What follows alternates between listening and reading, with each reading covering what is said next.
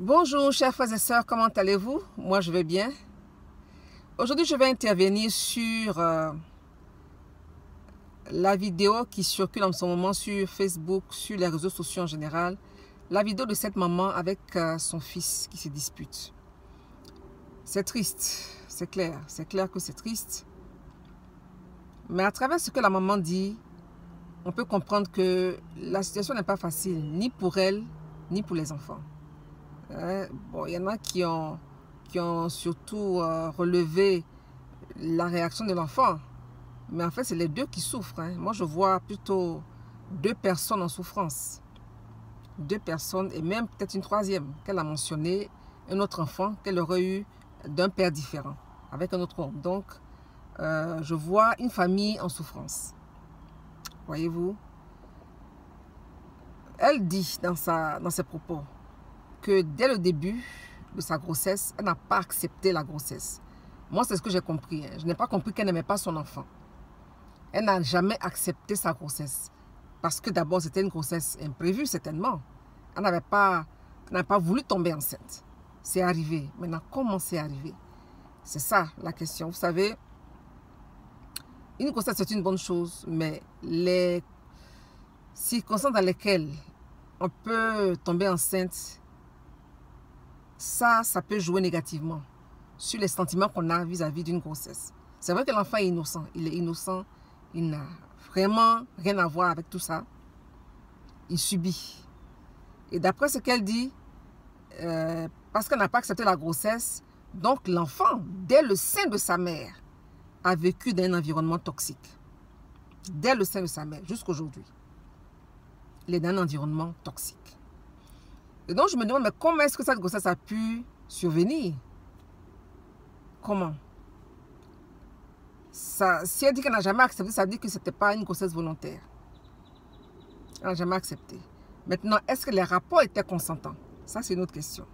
Et on peut supposer que non. On peut supposer. Je ne dis pas, je ne connais pas le cas de cette femme, de cette famille.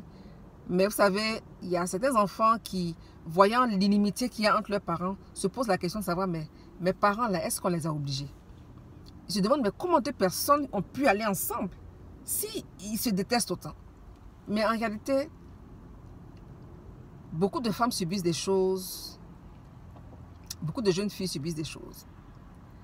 Les jeunes filles qui ont entre 15 et 16 ans et qui ont des enfants, ce n'est jamais des choses qu'elles ont planifiées. À 15 ans, 16 ans, on ne pense pas faire un enfant. Quand ça arrive, c'est qu'il y a eu un accident. Il y a eu quelque chose d'anormal.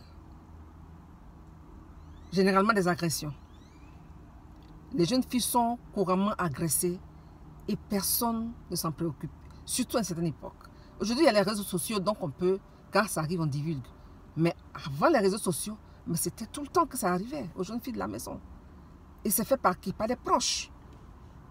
Des amis qui sont dans le quartier, ou des cousins, des oncles qui sont là, qui viennent s'installer dans la maison, dans la promiscuité, dans des petites maisons, et puis qui font des choses aux jeunes filles qui sont là.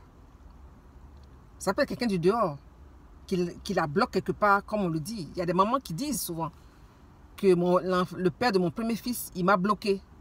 Ça veut dire quoi, bloquer? Ça veut dire agresser. Donc, on ne sait pas si cette femme a été agressée. Parce que pour développer un tel rejet, ça n'a pas dû se faire dans de bonnes conditions. Voyez-vous? Et souvent, les filles sont abusées au nez à la barbe des parents qui ne soupçonnent même pas. Et quand la fille tombe enceinte, c'est elle qu'on accuse. On l'accuse. Ah bon, donc tu veux te marier. Donc tes études, tu vas arrêter tes études. Donc, il y a des femmes qui ont dû arrêter leurs études involontairement. Pas parce qu'elles voulaient faire des enfants. Parce qu'elles ont été agressées. Et personne n'a pu les défendre. Donc, il y a cette rancœur-là. Comme je dis, je ne connais pas l'histoire de la dame. Mais ça peut arriver.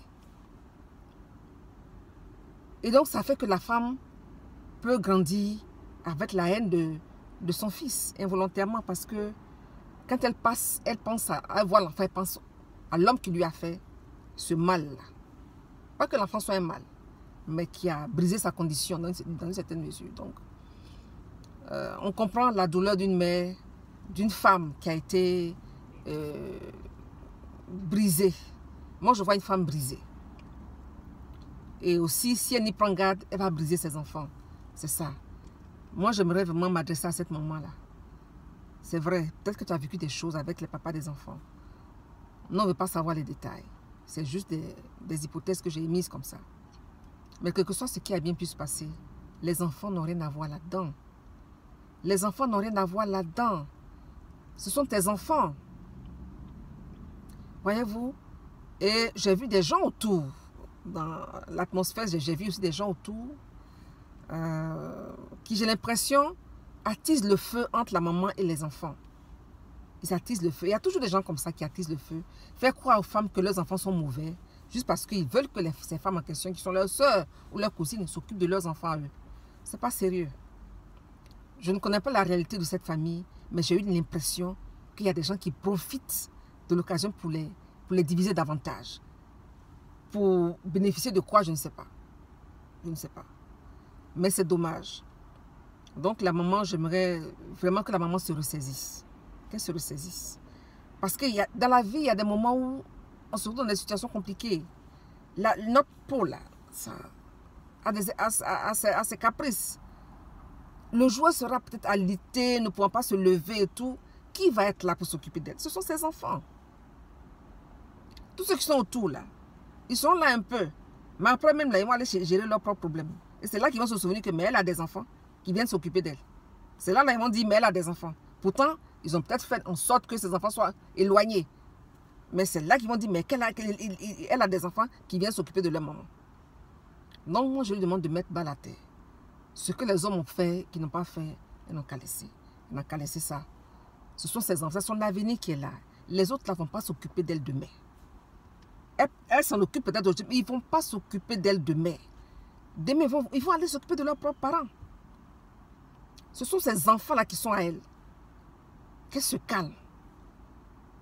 Qu'elle approche ses enfants. Qu'elle prenne ses enfants avec elle. Qu'elle leur tienne un autre discours. Parce que la conséquence de ces choses-là pour un enfant, pour le garçon que j'ai vu, quel sentiment il a maintenant envers la femme en général? Peut-être qu'aujourd'hui, on ne sent pas. Mais quand il va se marier, s'il se marie, hein, quand il va se marier, mais c'est la femme là, qui l'épouse là, c'est elle qui va prendre les pots cassés. Parce qu'il aura développé inconsciemment une haine pour la femme en général. Surtout ceux qui les divisent sont aussi des femmes. Ou alors il ne pourra pas se marier du tout. Et moi j'ai peur même qu'il ne dévie, qu'il n'aille ailleurs. Et s'il arrive à se marier, c'est sa femme qui va prendre les coups. Donc, tout ça, ça sera encore un cycle. C'est un cycle. C'est un cycle. Il faut briser le cycle. Moi, je demande à la maman de se ressaisir et de briser le cycle. Il faut que ça s'arrête. Il ne faut pas que ça se répète. Parce que j'ai le sentiment qu'elle aussi, la maman, avec ses parents aussi, ont eu quelques difficultés. Si je comprends bien, si j'ai bien compris ce que j'ai entendu. Vraiment, c'est dommage. C'est dommage. Que Dieu aide cette famille. Prions pour cette famille. Et que ce cycle s'arrête. Qu'elle se remette entre les mains du Seigneur. Que le Seigneur lui touche son cœur. Et fasse qu'elle rencontre des personnes qui peuvent vraiment l'aider à sortir de cette situation avec ses enfants. Mais surtout, qu'elle rapproche ses enfants. Qu'elle se rapproche de ses enfants. Il ne faut pas qu'elle tienne compte de ceux qui sont autour là. Non. Vraiment, la maman, c'est ressaisis-toi. Ce sont tes enfants. Ce sont tes enfants. C'est ceux-là qui vont rester à la fin. C'est eux là qui sont à côté à la fin. Vraiment, que Dieu nous aide et que Dieu aide cette famille. Amen.